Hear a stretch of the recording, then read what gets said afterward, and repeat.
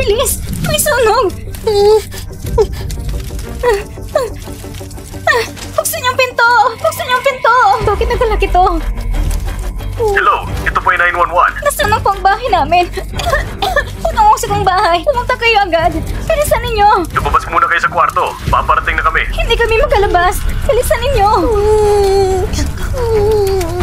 Taw, huwag kang matakot. Darating si Bao, baligtas tayo. Sagutin mo to. Sagutin mo tawag ko. Pepe, sagutin ang telepono.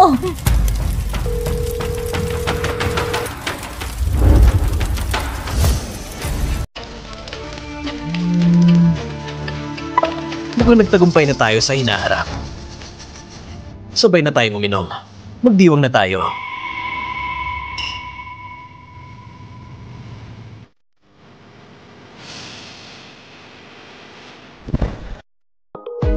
Yunzen, ano ba nangyayari? Kuya, nasusunog ang bahay namin.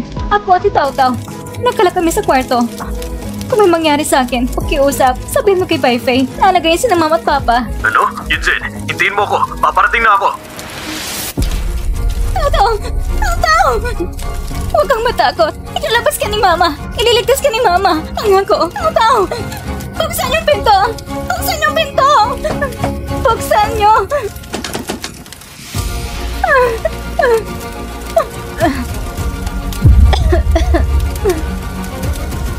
Patawad, Taw-Taw. Si mama. Hindi ka na ipagtanggol.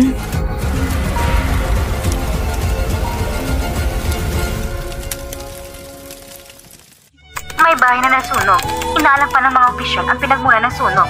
May 2 taon na natagpuan ng walang malay. Hanggang ngayon, hindi pa sigurado ang kanilang ligtasan.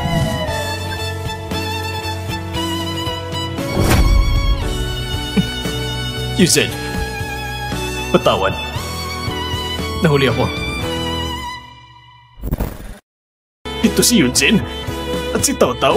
Ang aking mabait anak na babae. Kaya ka na lang umalis.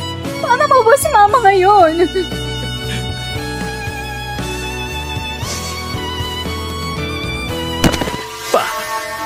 Ma! Ate, kasalanan ko ito. Hindi ko naalagaan na mabuti si Yunzen at Taw-Taw. May mukha ka pa magsalita. Bakit sila namatay? Si Sense at Taw-Taw. At ikaw wala nangyari. Kasalanan ko lahat. Kasalanan ko lahat. Kasalanan ko lahat. Hindi na dapat ako nag-business trip. Hindi ko na dapat iniwan sila mag-ina.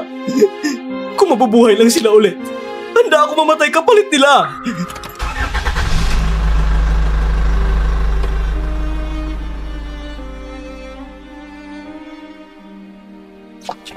Narinig ko sa anak ninyo ay natrap sila sa sunog. Maaari ko bang tanungin kung saan kayo nang mangyari ang insidente? Ako, nung oras na yon, ako ay nasa business trip.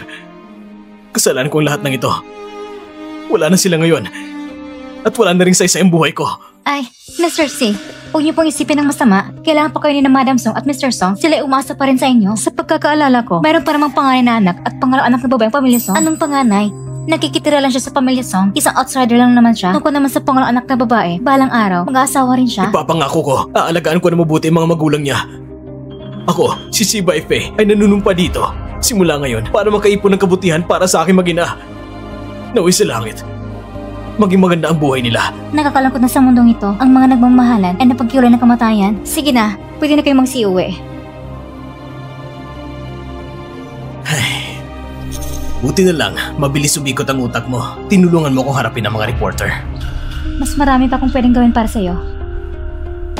Anong ginagawa nyo?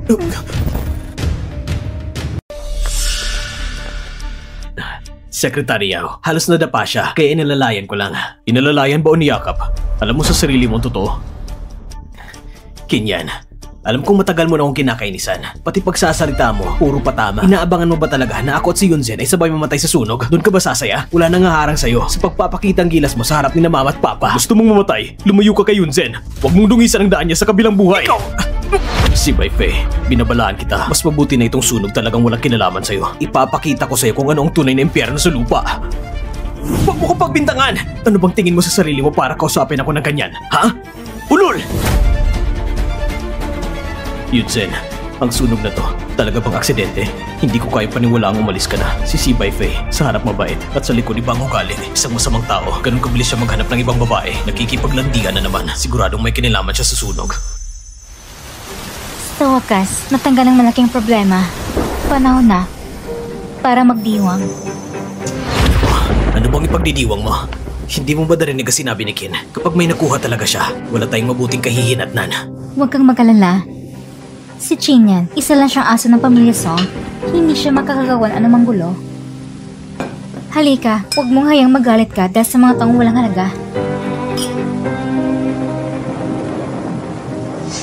May sorpresa ko para sa'yo. Anong sorpresa?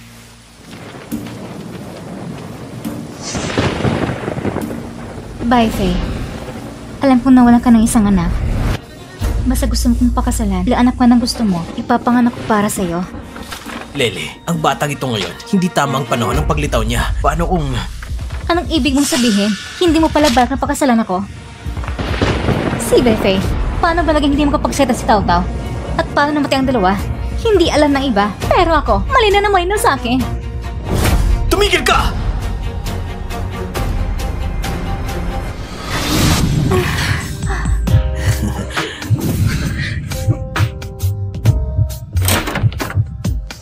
Papa! Tao, bakit ka na dito? Mr. C, hindi natin pwede ngayong masabi niya ito sa iba. Huminto ka! Tao, Tawan mo ako! Masama ka, Papa! pasensya na Tao. Huwag mong sisihin si Papa. Nakita mo mga bagay na hindi mo dapat makita. At ang bagay na ito, hindi pwedeng malaman ng mama mo!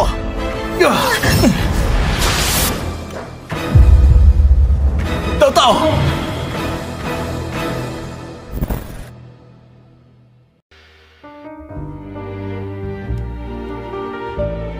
Doktor, bakit po ang anak ko hindi na siya nakakapagsalita? Malaki ang posibilidad na na-trauma ito. Sa ganitong sitwasyon, pwedeng gumaling sa loob ng ilang buwan o baka naman abutin ng ilang taon.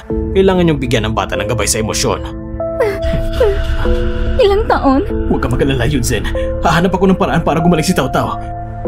Huwag kang pati ang langit ay tumutulong sa akin. Lele, basta maging mabait ka. Magiging iyo rin ang pagiging Mrs. C. Pero kapag magsalita ka pa ng walang ingat, pareho tayong mapapahamak. Eh hanggang kailan pa ko maghihintay? Kaya ko pang maghintay. Pero ang bata na sa tiyan ko, hindi na. Kahit sabihin ko, hindi mo rin maiintindihan. Maghintay ka na lang. Pagdating ng araw, hindi ka lang magiging Mrs. C. Pati mayamang ginang, magiging ikaw din. Sige na nga.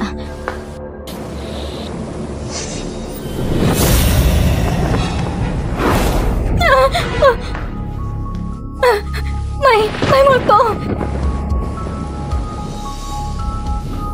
Anong multo? Nag-iimbento ka na naman. Kanina, nakita ko talaga silang dalawa. Ewan ko sa'yo. Pag-epekto lang yan ng hormones kaya nag-hallucinate ka. Sige na. Huwag ka nang pumunta sa libing bukas. Baka masira mo pa ang plano ko.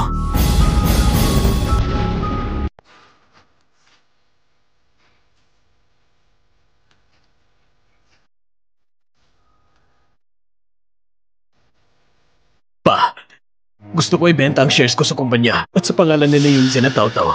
Magbubukas ako ng clothing company. Lahat ng kikitain ay para sa charity, para makaipon sila ng kabutihan. At saka, Tignan yung pagdadadramang yan. Pagkalit na yung Jen, iniisip mo na agad ang shares niya? May konsensya ka pa ba? ate, ikaw, bakit mo iniisip ang ganyan tungkol sa akin? Ang tunay na kamatayan ay hindi magpanaw, kundi ang makalimutan.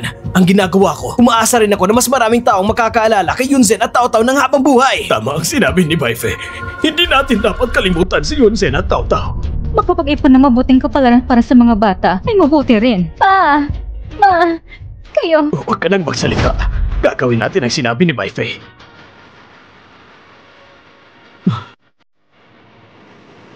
Mabuti kong asawa. Hindi ko inakalang patay ka na. Pero patuloy mo pa rin akong matutulungan kumita.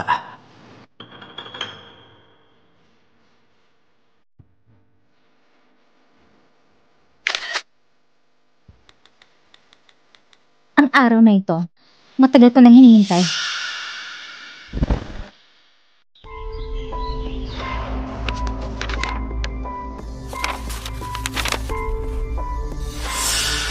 Sa libing ni Yunzen, abala ka rin ng ilang araw. Matapos ang lahat, mas maaga ka nang umuwi at magpahinga.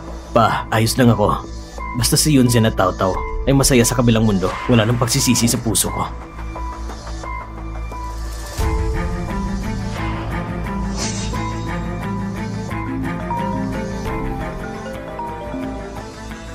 Anong nangyari? Fei, hindi pa napasin ng pulis ng kahit ano? Yung perang yon? Ibabayad ko sa iyo ang pera. Ang trabaho ng anak mo ay aayusin ko rin. Tandaan mo, may mga bagay na dapat manatiling lihim magpakailanman. Huwag ka nang tumawag sa akin. Alam na, Tita Peng. Huwag kang mag-alala.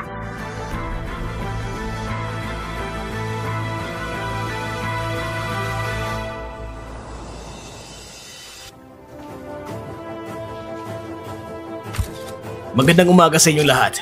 Salamat sa inyong lahat sa pagdalo sa press lunch ng Zentao Clothing.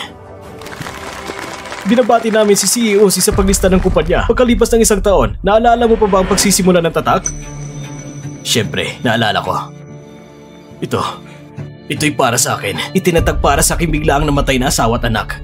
Nagpapasalamat ako sa inyong lahat sa patuloy na suporta na nagbigay sa akin ng pagkakataon ngayong taon na maglingkod sa kapwa. Sana ang Zentao ay makita ng mas maraming tao.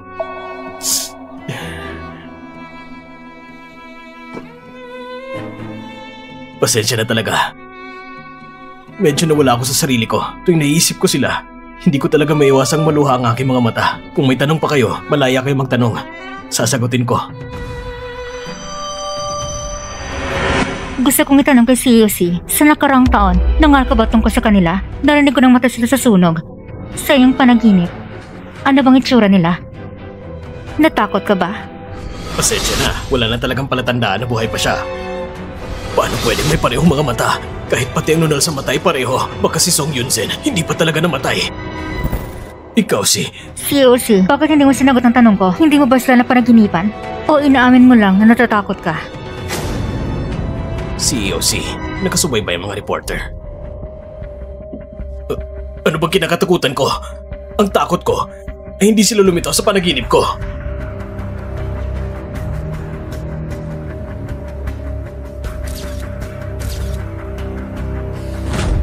Tingnan niyo to. Ang aking asawa at anak. Sa ganitong paraan lamang, nararamdaman ko na sila'y palaging nasa tabi ko. COC, masipag at may puso ka talaga. Diyos ko, napakatapat ni COC. Ang pagmamahal niya sa asawa at anak at talaga namang malalim. Buti na lang at nauna ako naglagay ng tattoo.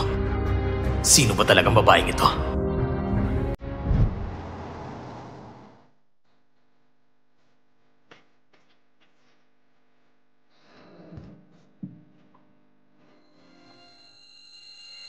Lahat ng reporter, umalis na ba? Hindi pa ako nagmamadaling umalis. Gusto ko makipag-usap pa kay COC ng mas matagal. Ikaw? Sino ka ba talaga? Hindi pwede. Hindi ka pwede maging siya! Bakit natakot ang gata sa COC? Sino ba ko sa palagay mo?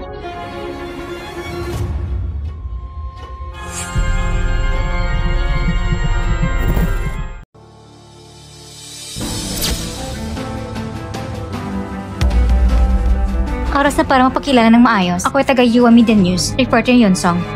Kuya, mali ang tawag mo. Patay na si Song Yunzen. Ako na si Yunsong. Kinagagala kitang makilala. Yunsong? Oo. Ito ang aking press ID. Ang lamig ng sahig dito, hayang kitang itayo muna. Hindi na, kaya ko na mag-isa. Pasensya na COC. Mukha akong kilala mong tao. Anong relasyon ninyo? Bakit ka natatakot ng ganito? Wala. Kasi bigla ka lang lumitaw kanina. Hindi ko sinasadya. Nabigla lang ako. Pasensya na talaga COC. Sa totoo lang, ngayong araw, gusto kitang kausapin tungkol sa isang collaboration. Pwede rin magkapit tayo sa isang cafe at mag-usap tungkol sa kolaborasyon.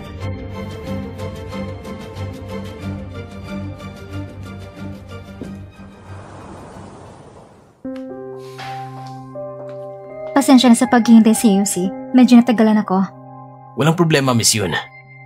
Mocha, ito ang specialty ng kape na ito. Pinili ko na para sa'yo nang hindi humingi ng permiso. Sana ay okay lang sa'yo.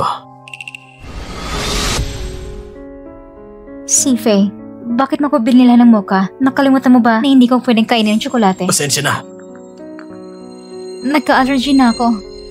Hindi ko iniisip ng problema yon. Salamat. Salamat.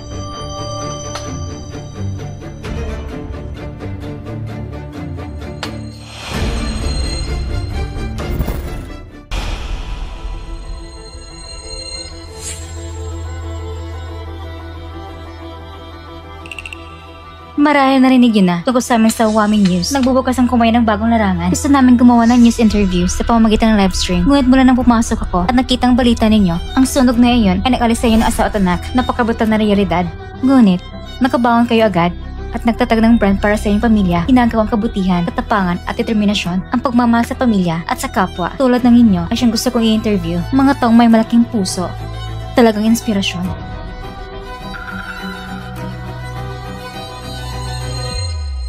CUC, nakikinig ba kayo? Anong tinitingnan nyo? Wala naman. Ito. Kumusta ang lasa ng kape?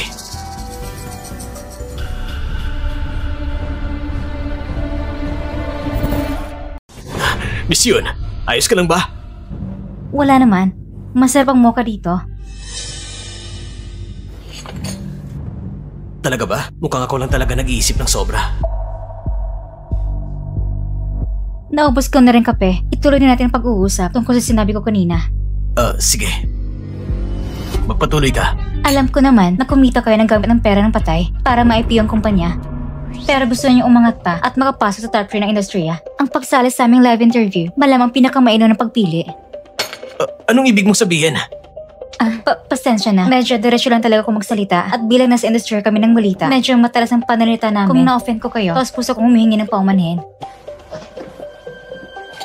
CUC, huwag na kayong magtampo sa akin. Alam ko na sa pagpapano ng asawa at anak ninyo, kayong pinakanasaktan at ang perang kinikita ninyo, lahat ay binibigay ninyo sa charity. At dahil sa kabutihan ninyo, kaya ko kayo napili bilang subject ng aking interview. Pag-iisipan ko pa. Sige. Hihintayin ko mga ng balita mula sa inyo.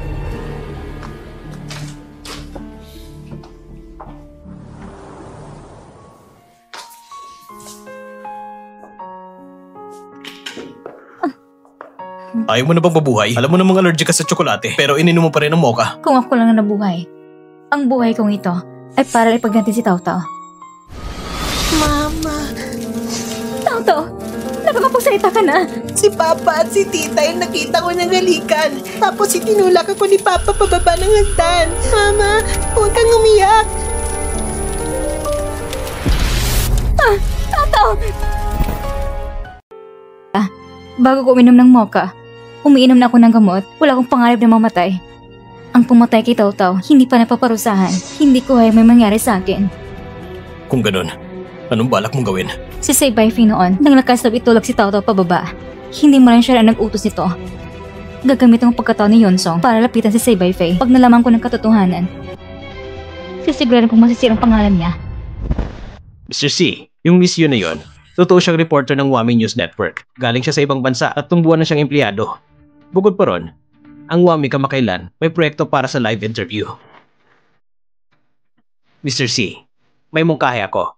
Ngayon ang kumpanya natin ay nasa tuktok ng kasikatan.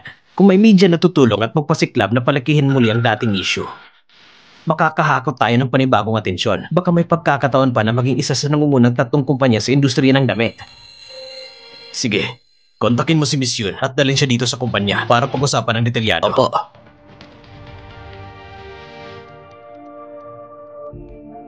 Boss, matagal ka na rin hindi pumupunta sa bahay ko.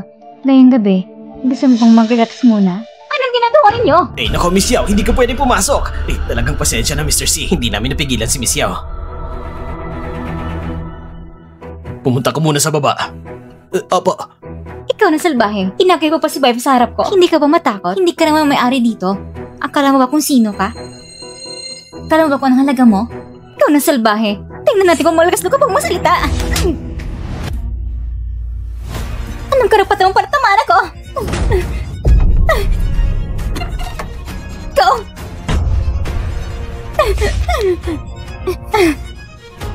Si Baife, ikaw na walang konsensya. Hayop ka. Nakatingin ka lang mo sinasaktan ako, ha? Maniwala ka man o hindi. Ilalabas ko lang ng kalukuhan mo. Ipapakalat ko ang lahat. Tumigil ka! Ikaw, lumabas ka muna. Ikaw? Ano na naman ang balak mo? Hindi ka ba nahihiya sa ginagawa mo? Nagkakahiya! Shay Baifei, ikaw na walang konsensya. Sa loob ng maraming taon, ilang bagay ang ginagawa ko para sa'yo. At kahit ngayon, wala akong pangalan, wala akong karapatan. Ako at ang anak ko ngayon, wala pa ang kahit resta ng pamilya. Sa bahay, kailangan ko bang tiis ang mama mo araw-araw? Ito bang magandang buhay na pinapangako mo noon? Sige na, ang ipinapangako ko sa'yo, gagawin ko talaga. Tingnan mo, kakasimula lang umayos ng kumpanya. Ang dami kong bagay kailangan asikasuhin. Hindi mo ba ko pwedeng bawasan ng problema? Gusto mong hindi ma-stress? Tanggalin mo muna yung kabit mo. Kung hindi, ibubunyog ko lahat ang mga ginagawa mo. Lahat ng yun.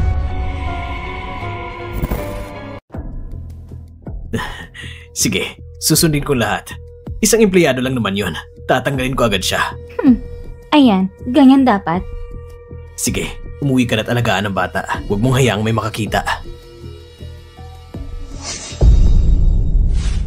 Pagkiusap, talagang buong kausapin si Bossy. Kaya niya akong manatili. Magtatrabaho kong mabuti mula ngayon. Yan ang gusto ni Bossy. Wala rin ako magagawa. Ikaw kasi, nagalit mo ang taong hindi dapat galitin. Sige na. Ngayon, alam mo na kung sino may bahay dito. Umalis ka na. Miss Yao, tara na. Pinapahatid ka na ni Bossy sa bahay.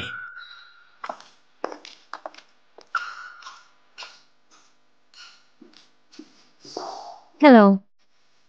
Yung Miss Yao ba? Siya ba talagang asawa ng boss ninyo? Hindi ba naman tayo ng asawa at anak 1 taon pa lang? At bakit yung bata sa kamay niya? Ang laki na. Actually... Nandito ka na pala, Miss Yun. Bakit hindi ka pa umaakyat? Sige. Pag-usapan na natin ang tungkol sa magiging pagtutulungan natin. Sige. Pero bago yon, gusto ko munang magtanong tungkol sa nangyari kanina sa baba. Yung Miss Yao, siya bang iyong... Siya, kamag-anak ko siya sa malayong kamag-anakan. Kakapanganak pa lang ng bata, biglang namatay ang asawa. Kaya medyo mahirap ang buhay niya, isang uli lang ina. Kaya tumulong ang mama ko sa kanila. Ngayong araw, may bigla siyang kailangan sa akin. Kaya siya pumunta dito sa kumpanya para hanapin ako. Ah, ganun ba? Talaga naman si Mr. C ay isang taong may pusong mabuti at tapat sa kapwa. Miss Yun, sobra ng papuri mo. Pinsan ko lang yun. Kung kaya naming tumulong, tutulong kami. Mula sa kasinta naging pinsan, si Baifei. Talaga namang marunong ka magsinungaling. Si Mr. C ngayon ay nag-imbita sa akin. Sigurado ka na ba? Tama. Pumapayag na kung pumunta sa inyong livestream. Pero, kailangan kong malaman ng maaga magiging paksa ng interview. Walang problema. Maligayang pagtutulungan. Maligayang pagtutulungan.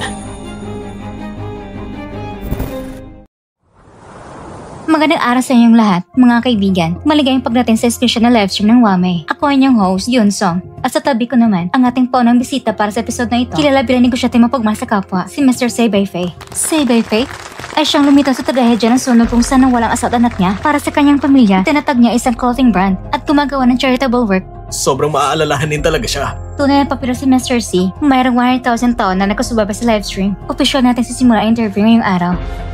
Unang tanong, mula ng trahedya ng sunog, 1 taon na nakalipas, may mga balita na si Mr. C ay malapit ang magpakasal muli at magkaroon ng anak. Sa gitna ng gabi, sa mga panaginip mo, hindi mo ba naramdaman pagkakasal sa asawa at anak mo? Ang tindi naman ang tanong ng host, nakakapagsalita ba siya ng maayos? Oo nga, siguradong sinadya niya lang. Walang pakundangan. Kalukuhan ang mga yan. Ikaw, hindi ko alam kung saan mo nakuha ang balitang yan. Ang relasyon ko at ng yumaong asawa ko ay nasusulyapan ng langit at lupa. Kung hindi lang para sa kapakanan ni Yunzen at Tao-Tao, matagal ko na silang inaanap. At tungkol naman sa iyong mga binan, may problema ba kayo? Bakit pagkamatay ni Mrs. Song, hindi ka naman bumisita sa kanila? Natural lang na ilaan ko ang aking isip sa gawaing kawang-gawa. Ngunit sa pamilya ko, inalagaan ko rin naman sila. At saka, may mga bagay na hindi na kailangan ipagyabang. Tama. Yung mga anak na lagi lang sinasabi ang pagiging mapagkumbaba, yan ay palabas lang. Tamang sabi ni Mr. C, walang kamera sa paligid mo, kaya hindi makikita ng iba ang iyong ginawa. Nakakairita naman itong host, tama? Tinututok sa puso ng tao. Sige, salamat Mr. C sa iyong sagot. Ngayon naman, magpapatigil muna tayo saglit sa gitna ng interview.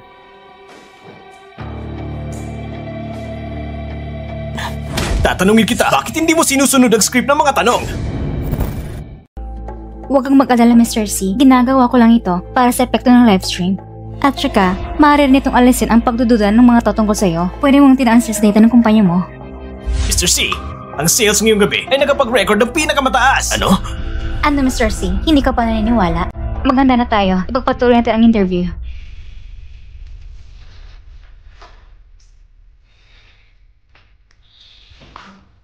Baligay pagbabalik sa ating livestream, ipagpatuloy natin ang interview.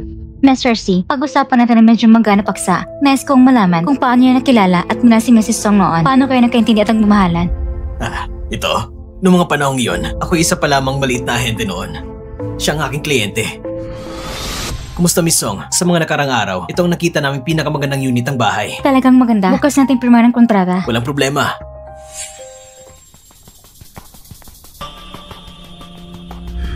Ganda! Sa ganitong oras, nag-iisa ka lang ba sa labas? Gusto mo bang sumama sa akin? Huwag kang lumapit. Tigilan mo yan! Anong balak mo? Mr. C? Huwag kang matakot Miss Song, sisikapin kong protektahan ka. Sige! Ikaw na pala at ginagambala mong mabuting plano ko. Kamatayan bang hinahanap mo? Ingat ka!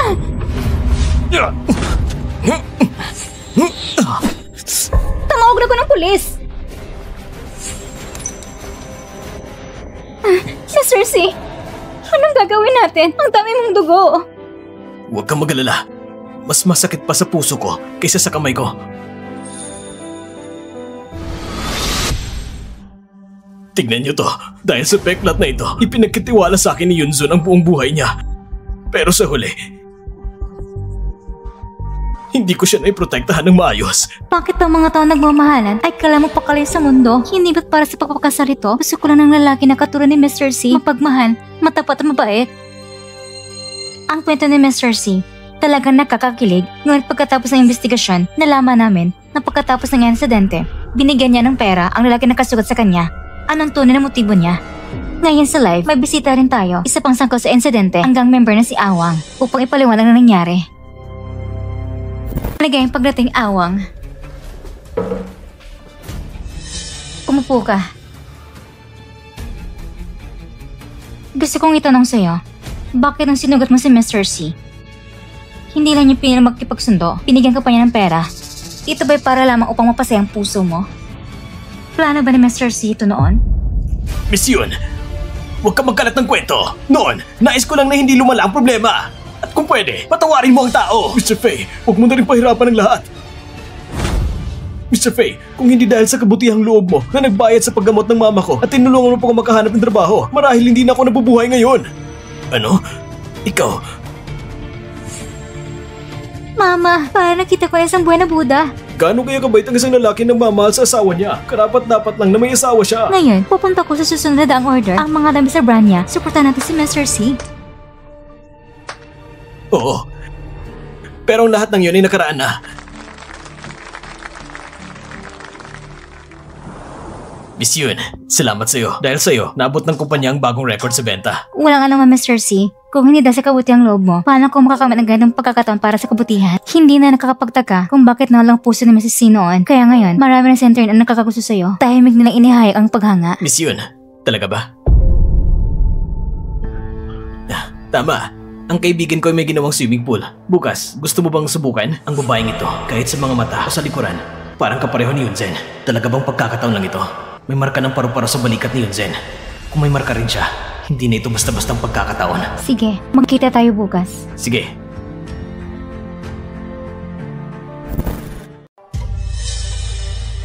Miss Yun, ang mga hiniling nyo, natapos ko na. Tingnan nyo, kailangan nyong ibigay ang pera sa akin.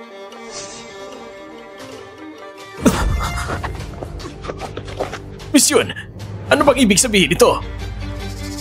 Ang isang tulad mo, isang patutot na nanakaw sa nag-iisang babae, dapat lang sa isang madilim at walang liwanag na lugar, magmuni-muni ka.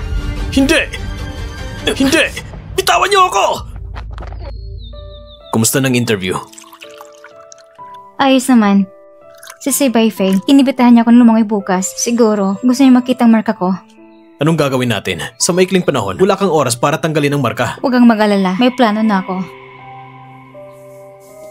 Talaga bang kailangan mong gawin ito? Ayoko makita ka at lumapit sa taong basura na yon. Pwede naman natin gawin ng ibang paraan para imbestigahan siya. Si Sebay Fei ay maingat na mapanlikha. Kung hindi makuha ang tiwala niya, hindi posible makahanap ng ebidensya laban sa kanya. Pero, tungkol bukas. Huwag kang mag-alala kuya, aalagan kong sarili ko. Sige. Basta babantayin kitang patago, tawagan mo lang ako.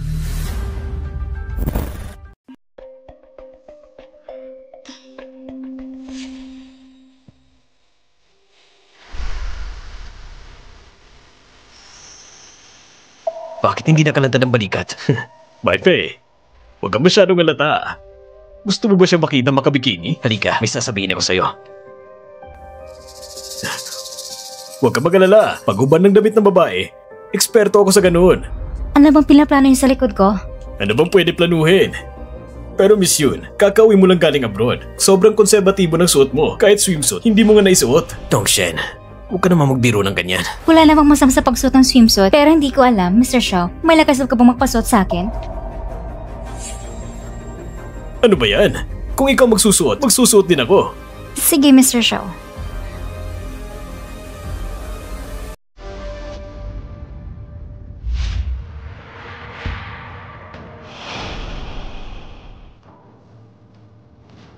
Ayos ba? Mukhang nag-alala lang ako ng sobra. Paano nga ba may buhay na muling bumabalik? Mr. Shaw, hindi ka pa ba magpapalit? Sige, magsusuot na ako.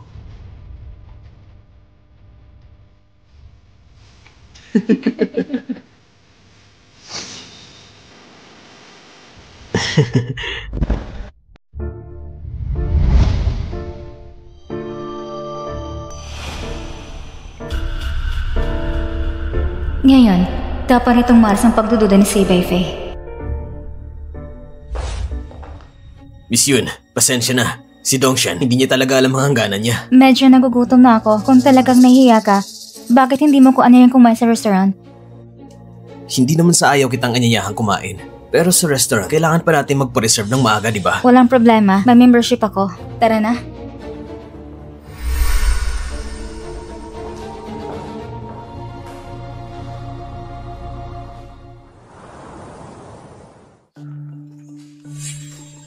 Hindi ba itong bagong bag ng LV? Ang asawa ko, bawat buwan, binibigyan niya ako ng isang bag. Wala na siyang magagawa. Mas mayaman pa nga siya sa atin. Kilalang kilala kita ng mahigit sa kalahating taon, pero hindi pa alam kung siyang sikat na asawa mo na sobrang mayaman. Bakit ko pa sasabihin sa'yo? Bakit mo pa tinatago ng ganito? May stress ka ba? Akong legal official na asawa niya. Baka nainggit lang kayo.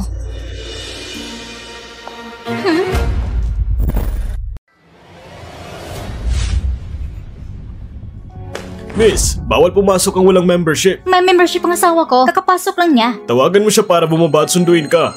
Sumama siya sa ibang babae. Nandito ko para mahuli siya. Pintulutan kong pumasok. Pasensya na, wala kang membership. Hindi ka pwede pumasok. Maghihintay na lang ako dito. Hindi ako makapaniwala na kayang manatili doon magpakailanman. Narinig ko ng mga miyembro dito ay may mga taong may katayuan. Hindi ko alam, Miss Yun. Anong negosyo ng pamilya mo? Isa lang akong miyembro.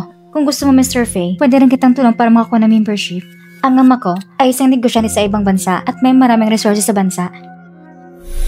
Kung gusto mo lang, pwede rin kitang tulong makamit ang mataas mong posisyon. Salamat sa kabutihang loob mo, Miss Yun. Sa ngayon, gusto ko lang mag-ipon ng kabutihan para sa asawa at anak ko. Tungkol sa iba pang bagay, hindi ko masyadong iniisip. Matalino ka, Mr. Faye. Sigurado ako naintindihan mo ang ibig kong sabihin. Walang problema. Uminom na lang tayo. Cheers. Baka si Yun Song ay gusto talaga ako. O baka may iba siyang layunin. Yung mga matang katulad kay Song Yun Zen. Talaga bang coincidence lang ito? Miss Yun, hintayin mo muna ako. Magbabayad lang ako. Hindi na. Makaibigan ng ama ko at may-ari ng restaurant na to. Sige, kung ganon, sa pagkakataong ito, para nag-aalay ko ng bulaklak sa templo gamit ang bulaklak ng iba. Hindi masabi mo na wala kang membership dito. Bakit kaya nandito kasama mo ba ito? Mr. Faye, hindi ba ito yung pinsan mong namatayan ng asawa? Bakit siya nandito? Sinang sinasabi mong namatay ng asawa? Magkagatigil ko talaga sa akin. Miss Yun, pasensya na talaga. Pagkatapos mamatay ang asawa ng pinsan ko, medyo nagkaroon siya ng problema. Palagi niya akong inaalalang bilang asawa niya. Iuuwi ko muna siya. Babalik ako para humingi ng pasensya sa'yo. Wala akong sakit. Huwag ka na lang magsalita. Bitawan mo ko. Ikaw. Hindi ka pa kontento sa gulo? Iba si Yonsong kaysa sa ibang babae. Huwag ka manggulo na walang dahilan. Pinagpalit mo ko dahil sa kanya? Ano bang naiba sa kanya? Hindi ba't isang mistress na siya nag-aaga ng asawa ng iba? Mistress, Yaoli, binabalaan kita. Hindi pa ikaw ang Mrs. C. Hindi ka rin ba umakyat bilang mistress? At may mukha ka pang sabihang mistress ang iba? Ikaw! Nanganak ako dahil sa'yo! Kaya mo pwede gawin ito sa akin! Anak, sasabihin ko sa'yo, maraming babae sa labas na gusto magkaanak para sa akin!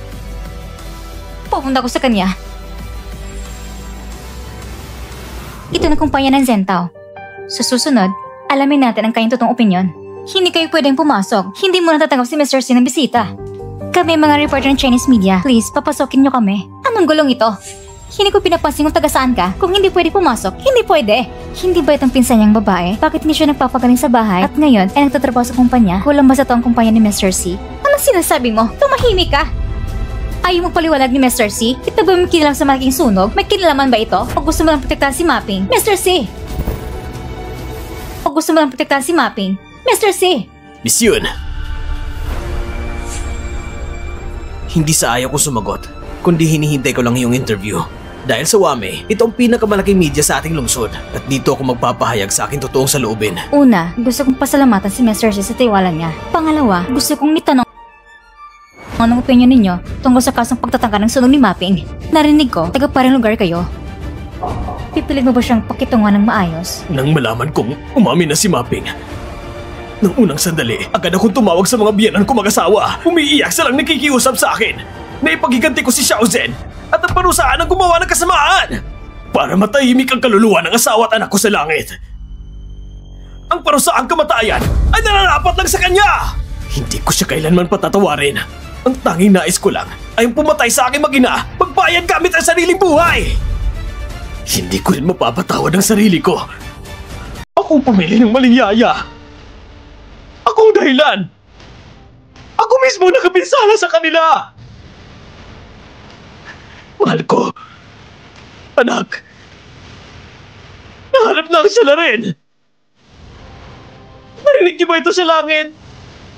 Isang magandang balita. Talaga bang wala siyang alam? Mr. C, tingnan mo. Ang video ng interview ay sumikat sa internet. Lahat ay nakikiramay at naawa sa inyo. Modela kayo ng mag-asawa sa buong bansa. Ihanda ang sasakyan. Pupunta tayo sa pamilyang Song. Aba.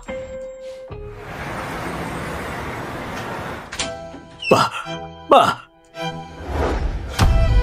Anong ginagawa mo? Hindi ka na bumibisita. Ngayon, pagdating mo ay naiinis na kami. Ma, aaminin ko pagkakamali ko. Dati natatakot ako masaktan kayo, kaya hindi ko kayo ginulo. Hindi ko akalain na si Mapping pala ang salarin. Ako ang nagdala ng panganib sa loob ng bahay. Patayin niyo na lang ako! Iho, bumangon ka na. Ito, hindi mo kasalanan. Basta ang salarin ay maparusahan na nararapat. Iyon na lang mahalaga. Ano pa bang silbi ng pagtatalo kung sino ang tama o mali? Wala naman. Si Yunzen at Tao Tao ay hindi na maibabalik. Mula ngayon, mas susuportahan ko na kayo na mabuti.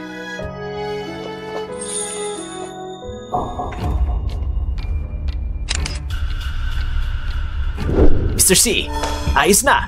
Pagkatapos mailagay ang iyong larawan, ang mga netizens hindi lang naiinis kay Mapping, kundi nakikiramay at nagbibigay ng suporta sa inyo. At marami rin mga kasosyo ang natutuwa. Tumawag at kusang pumupunta para magipagtulungan. Handa sila sa pinakamataas na presyo sa merkado para bumili ng ating mga damit. Ang telepono ng sales department ay sumasabog sa tawag. Magaling. Ipagbigay alam sa operations department at maglungsad ng panibagong kumpanya. Opo.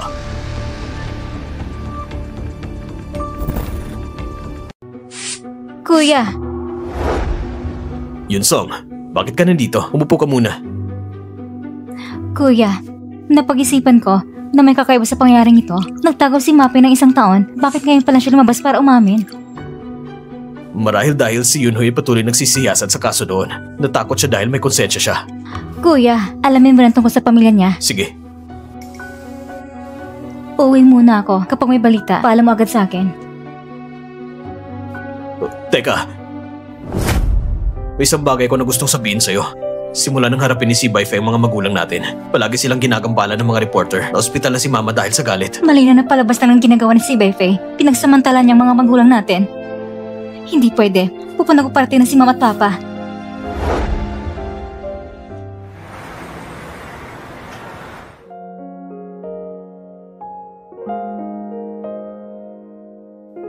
Mag-ingat ka!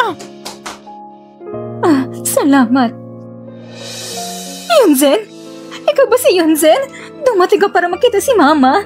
Yunzen, huwag kang umalis. Ayaw mo na makita ka ni Mama. Tita, nagkakamali ka. Hindi ako yung anak. Nagkamali ako. Ayos lang. Magpahinga ka muna. Kapatid, ikaw ba yan? Kamukha lang niya si Yunzen. Nagkamali rin ako kanina. Pasensya na. Alis muna ako. Sandali. Nakita ba ako ng ate ko? Ano po? Sa'yo ba to?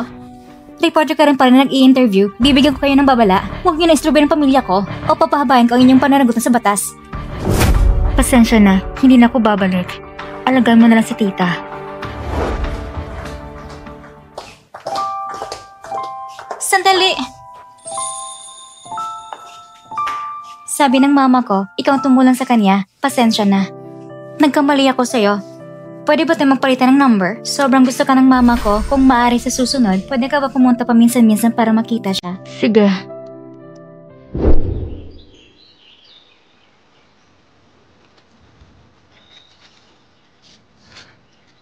Tao. Yung pumatay sa'yo, ipapapatupad na ng parusang kamatayan. Kahit mamatay siya, ano na ba? Hindi ka na makakabalik. Ang sakit ang puso ni mama. Baka kasi, hindi ko na dapat siya tinanggal. Kung hindi ko siya tinanggal, hindi ka sana namatay. Hindi sana mangyayari lahat ng ito. Ako nagkasala sa iyo, anak. Tao. Ako nagkasala sa iyo. Yunzen, hindi tunay na salarin si Mapping. Natuklasan ko ang bagong ebidensya. Sinuri ko. Yung nag-remit kamakailan, nagkaroon siya ng kontak kay Yaoli. Hindi ito maaaring aksidente lang. Kung ganito, hindi ko talaga napagbintangan ng mali si Saybay-Faye. Kung hindi lang sa kanya na nag-connect sa kanila, hindi makikilala ni Yaoli si Mapping kahit sinasakyan ng dalawang utak. Parehas lang pumatay kay Tao. Hindi ko pala lampasin kahit isa sa kanila. Pero wala tayong direktang ebidensya para mapatunayan na may kinalaman sila sa sunog para sa mga pulis. Ayos lang. Basta magpatula kung lumapit sa kanya, mahalap ko ng kanyang kahinaan. Yunzen, maaari kitang tulungan. Kuya, sobra ng tulong mo sa akin. Makasari at uso si Saybay-Faye. Ayaw kong madamay ka pa. Dahil ako ang kuya mo, itong nararapat kong gawin. Pero tayo, walang dugo ang nag-uumay sa atin. Hindi ko pwedeng laging umaasa sa'yo. Yunzen, sa totoo lang. Kuya yan. Sinong pumayag na pumasok ka? Mr. Kin, si Miss Lin ay nagdala ng pagkain. Hindi ko siya mapigilan. Kuya yan, binigyan kita ng pagkain na bakit lagi mo kung hindi pinapansin? Bakit nandito ka na naman? Aalis muna ako. Ano bang relasyon mo kay Kuya yan? Lumayo ka. Umuwi ka muna. Ipapaliwanag ko sa'yo mamaya.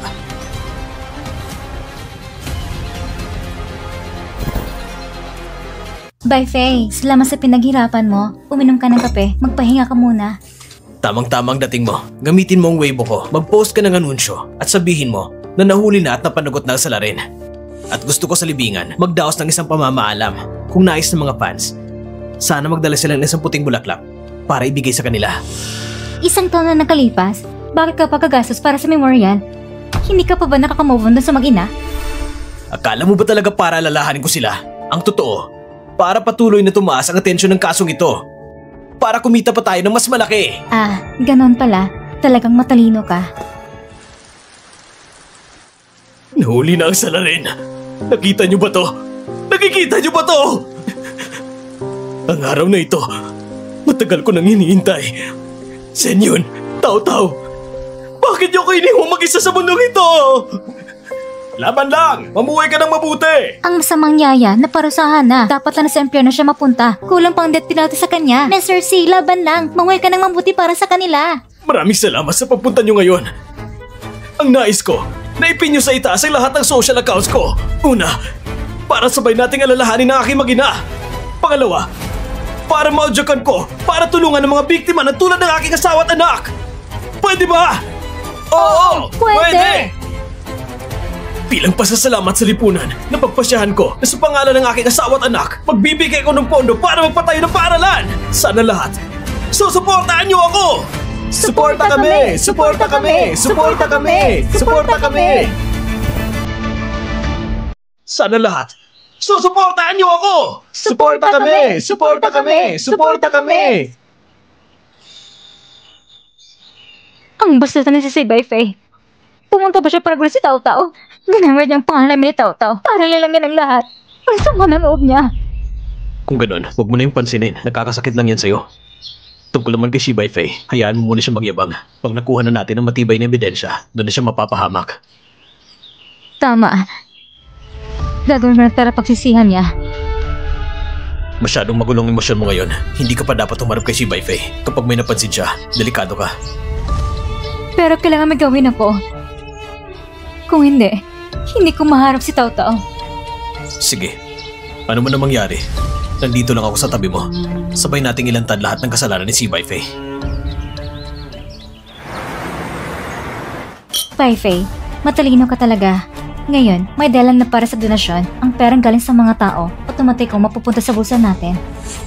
Pero, ang lokasyon ng paralan, medyo kakaiba. May espesyal na ibig sabihin ba ito? Yun ang hindi mo naiintindihan. Pinatingnan ko na ito sa isang eksperto. Basta may tayo ang lahat ng mga paralang ito, doon lang talaga ako makakampante.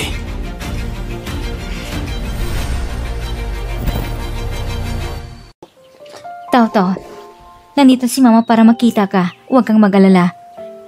Kahit isiguro ko pang buhay kong ito, hindi ko nahayang sa samang taong yun na gamitin ka pa. Kung tutusin, nandito naman ako. Hindi mo kailangan mahirapan ng ganito. Kuya, bakit ka nandito? Pumunta ako sa bahay niyo at wala ka doon. Kaya iniisip kong siguradong nandito ka. Bakit isinusuot mo pa yan sa akin? Hindi naman. Isuot mo na lang. Dati, ganito naman palagi, hindi ba? Noon kasi, umuulan. Palagi kasi akong makakalimutin. At ikaw naman, laging walang payong. Kaya, ginagamit ko palagi ang damit ng pangtakip. Sana makabalik tayo sa dati. Pero kuya, isang taon na lumipas. Ang dami mo na naitulong sa akin. Pero ako, wala man lang akong maibalik. Sino nagsabing wala kang nagawa para sa akin? Kung hindi mo lang ako iniligtas noon, baka matagal na akong patay. Sino siya? Siya si Kuya Kim yan. Ito pala siya. Pagkalugi ng papa niya, nagpakamatay ang mama niya. Wala na rin siyang matutuluyan. Hindi ko inakalang pupunta siya sa bahay natin. Hayaan na lang natin tumira si Kuya Kim yan dito sa atin. Gusto ko si Kuya Kim yan. Kung wala tayong pahintulot ng pamilya niya, hindi natin pwedeng ampunin siya.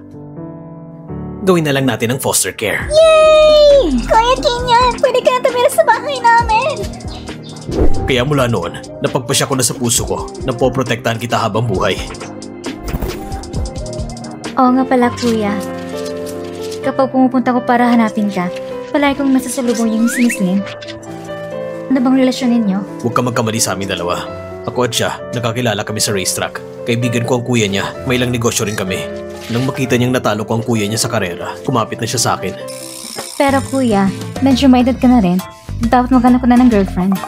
Hindi ako nagmamadali, pagkatapos mo na lang makaganti. Kaya ka ba pumunta ngayon para pag-usapan kung paano labanan sina Shibay Faye at Yao Li?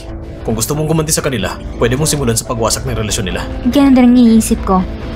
Hintayin natin mag-away sila hanggang para sila mapuruhan. Tapos isa-isahin ko silang pabagsakin. Miss Yun, matagal-tagal na rin simula nung huli kang pumunta. Hindi ba dahil sumikat bigla si Mr. C at tumas ng musang stock price ng kumpanya kaya ka nang galing parang bumate? Oo nga, dahil na rin sa tulong mo, Miss Yun. Ang lagay ni Miss Yao ay parang stable na. Oo nga, salamat sa pag-alala, Miss Yun. Noon, medyo nagkasakit ako. Talagang nakakahiya. Walang problema. Siyempre, hindi naman ako makikipag-away sa isang pasyente. Mr. C, ang pagpunta ko ngayon ay dahil gusto ko ipagkilala sa iyo ang isang magandang negosyo. Hindi ko alam kung narinig mo bang pangalan Fanping. Yung tao na tinatawag na haligi ng industriya ng fashion, si Fang Ping. Tama, siya nga. Ngayon naghahanap siya sa loob ng bansa ng partner tatak ng damit. Siyang nangunguna sa high foreign trade brands. Kung makuha mo kontrata niya, ang brand mo, sigurado makakalabas agad sa international market. Miss Yun, ibig sabihin nito tutulungan mo kung makonekta sa kanya? Siyempre, walang problema yon. Pero hindi naman ako nasa industriya na yan. Kailangan mo pa rin pag-isipan ng mabuti. Siyempre naman. Ang kailangan ko lang ay ang tulong ni Miss Yun. Kapag naging maayos ang lahat, magbibigay ko ng malaking pasasalamat. Kung ganoon, mauna na ako. Mag-ingat ka. Faye, ako nang bala sa trabahong ito.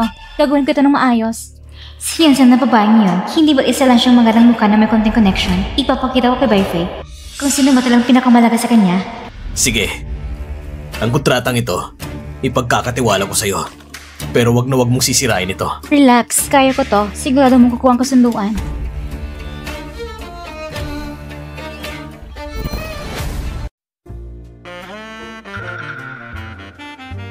Miss Yao, ikinalulugod kita makilala. Hindi ko akalain na ganito ka pala kaganda. Mr. Fang, huwag mo na akong bulahin. Marami na akong nakilalang magaganda. Pero kagaya ni Miss Yao, matamis magsalita at napakaganda ng katawan. Isang tunay na diyosa. Bihira lang yan. Mr. Fang. Sandali, sasagutin ko lang ang tawag. Kumusta ng usapan? Malapit na. Tatawagin kita mamaya.